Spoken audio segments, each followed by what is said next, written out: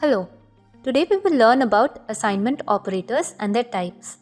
In Python, assignment operators are used to set or update the value of a variable. There are two types: basic assignment operators and compound assignment operators. Let us understand each of these with examples. The basic assignment operator is the equal to sign. It assigns the value on its right to the variable on its left. Here's an example. In this example, the equal to or the assignment operator sets the length value to 15. So that was the basic assignment operator. Now let us look at compound assignment operators. These are slightly trickier ones. Let's take the previous example. In this line, length equals to 15, length takes the value 15.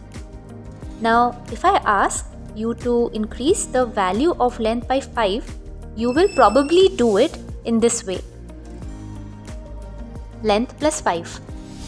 But remember, it doesn't end there. We also need to store the updated value of length.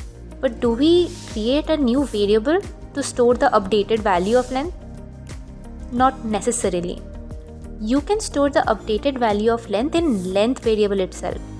So on the right hand side of the assignment operator, we increase the length by 5 and store the new value of length in the length variable itself.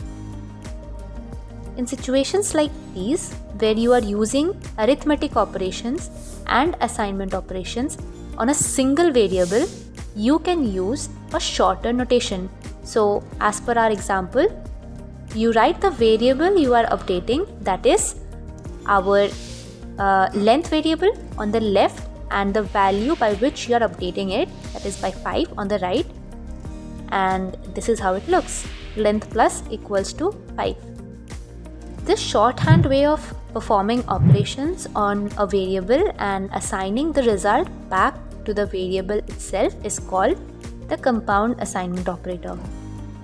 In fact, we can use any other operator in the same way.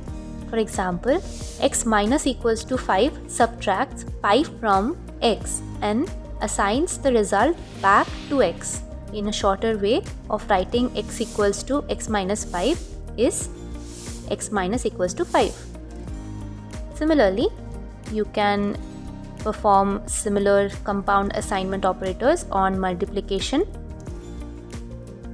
division, and modulo operation as well. Great. With that, we just covered two types of assignment operators: basic and compound. Solve the next few problems to better understand the application of these concepts.